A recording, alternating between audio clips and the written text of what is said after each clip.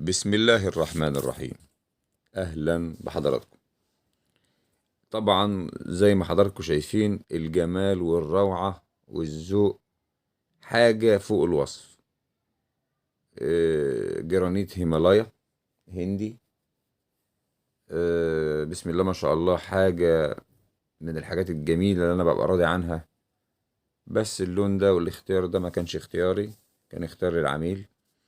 ناس أكارم، ناس أفاضل، بسم الله ما شاء الله عليهم، ربنا يبارك لهم ويوسع عليهم كمان وكمان. ناس في منتهى الرقي، تعامل فوق الرقي بشوية.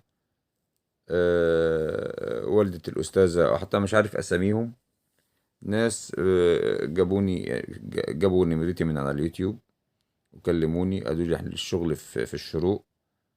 بفضل الله رحت شقة تعبان زي ما حضراتكم شايفين، ده كده المصنع بتاع واحد صاحبي أخويا وحبيبي اسمه رمضان.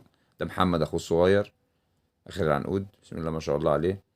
قطعت الرخامة بعد طبعا ما اتعذبت وانا بشتريها، لان كنت كل ما اجي اشتريها لازم اصورها للست، يعني البنت، المهم العميلة يعني.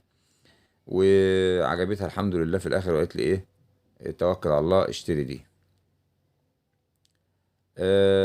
بسم الله ما شاء الله، المكنة مكنة آلي، بتقطع بالارقام، بيكتب الارقام اللي انا قلت له عليها من الشريحة اللي انا اشتريتها. وده بيتعمل يعني بسم الله ما شاء الله، بسم الله ما شاء الله، ربنا يبارك لهم. رمضان راجل مجتهد، هو وشريكه الحاج محمود مجاهد اخويا الكبير، بسم الله ما شاء الله عليهم، ربنا يوسع عليهم ويزيدهم يا رب.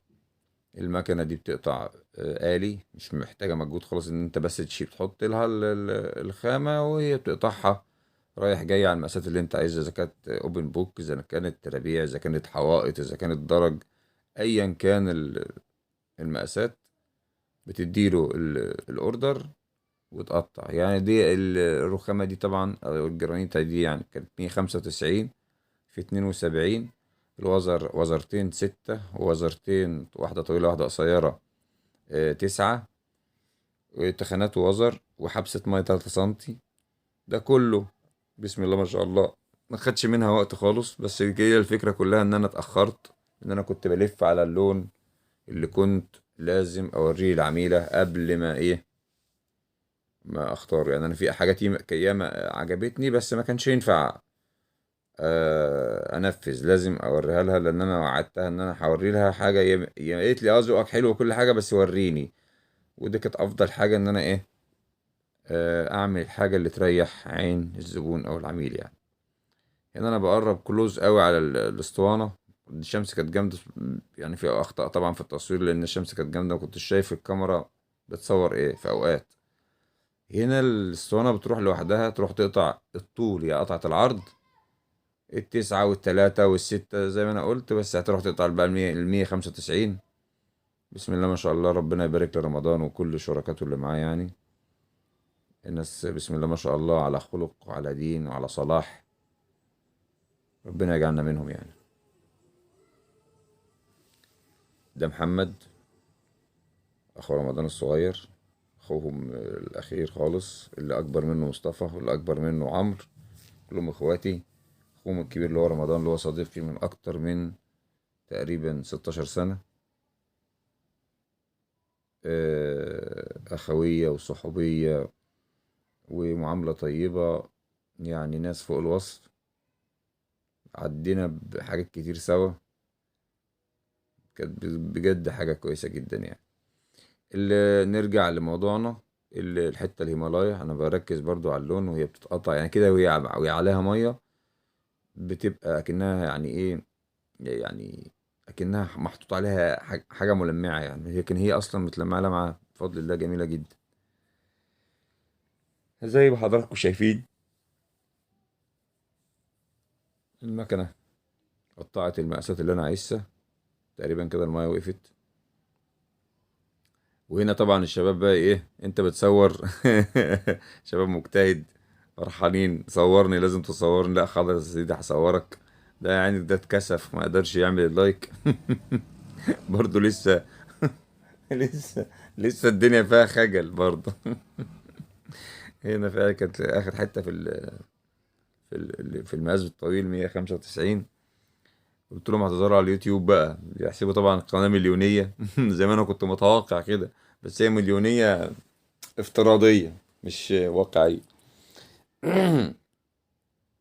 ربنا اكرمني وقطعت الحته تمام، وحملنا، خدنا العربيه تمام، وتوكلنا على الله، رحنا على مدينه الشروق. وهنا بقى المفاجاه الكبيره، رحت لقيت المطبخ القميء، حته جندوله مصري، العلام، الجرنيت بيشربه.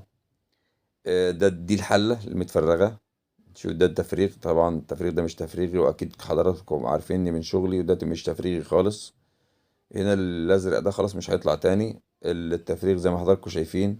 بس انا مش هغلط في اللي عمل الكلام ده كله، انا بوريكم الاخطاء لان دي امكانيات يعني. مفيش حد بيبقى عايز يطلع شغل بالمنظر ده. ده اللي انا اعرفه يعني، ده اللي انا اقدر ايه احلله يعني من منظوري انا. الكابولي لازق مع الرخامه باسمنت مش بكله، وده عمري ما شفتها في حياتي. حجز الميه كان كويس، بس طبعا كان ضعيف لان الكل راكبه بطريقه مش اللي انا شغال بيها. المطبخ بصفه عامه كان حته ما تنفعش باي شكل من الاشكال، لان الحله كانت هتسرب بكل المقاييس، كانت هتسرب. لان زي ما حضراتكم شايفين الافريز عامل ازاي. انا بشرح هنا الاخطاء اللي ما حدش يقبلها في بيته. والفحر هنا بعد ما شلت الرخامه سليمه طلعت، ودي عمرها ما حصلت ان انا ممكن اطلع رخامه من الحيطه وتطلع سليمه، لان انا فكيتها مش قطعتها. لو انا اللي مركبها ما كانتش هتفضل، كانت لازم تتقطع، كنت عمرها ما كانت تطلع سليمه. هنا بوري الفحر، انا بقول لنفسي لو كان فحر بايديه مش بالصاروخ ما كانش عامل كده. يعني دول ايه دول؟ يعني دي المساحه دي بتبقى 2 سم، دي بتبقى 2 سم. مش فاهم. والكابولي معمول كده ليه؟ يعني الكابولي مش مفحوط في الحيطه كلها من الارض للحيطه ليه؟ للمطبخ ليه؟ فانا كده ده كده مش مكبر الصوره، ده انا مقرب التليفون عشان اتخيل مدى المساحه اللي كانت مفتوحه كانت قد ايه.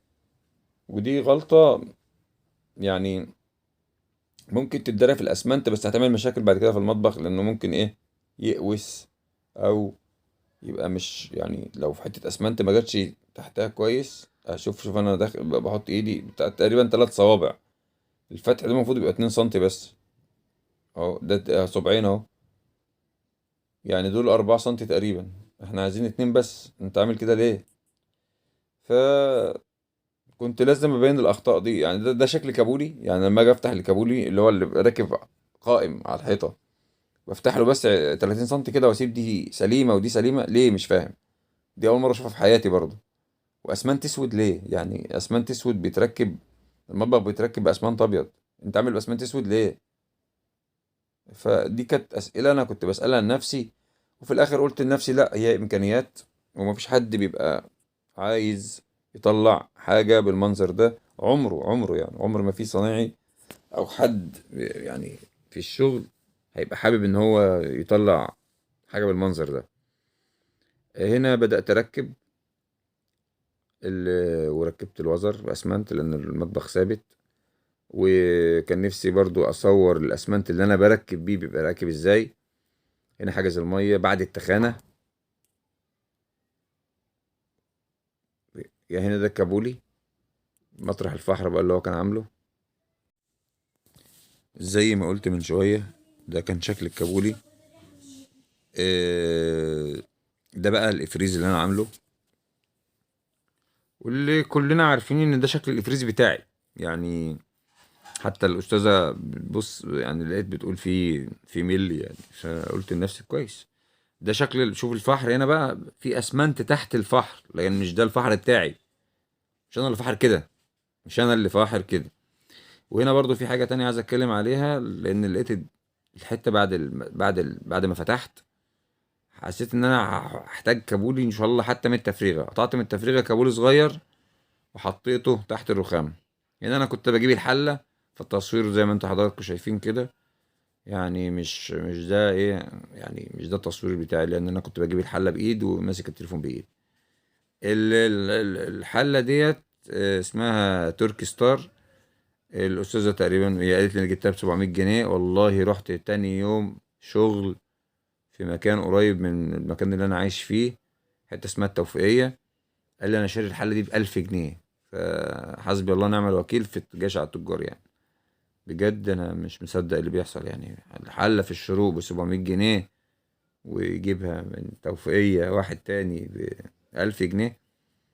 ربنا يعافينا. هنا أنا كنت بصور وخلاص بقى، ويعني الحتة يعني حتى صورت من تحت ومن فوق، وهنا شمعت كمان بعد التشميع بقى اللي هو الشمع السائل اللي بحطه على حرف الرخامة. وكمان ما كنتش عارف كمان يعني كان الإضاءة الحمد لله يلا كتر خير الدنيا. الشقة كانت لسه تحت التجهيز، والمطبخ طلع بسم الله ما شاء الله، أنا راضي عنه. وناس بجد أنا فخور إن أنا رحت عملت للناس ديت شغل، ناس محترمة، ناس مؤدبة، ربنا يبارك لهم يا رب. أه مفيش حاجة تانية أقولها. دمتم في أمان الله، والسلام عليكم ورحمة الله وبركاته.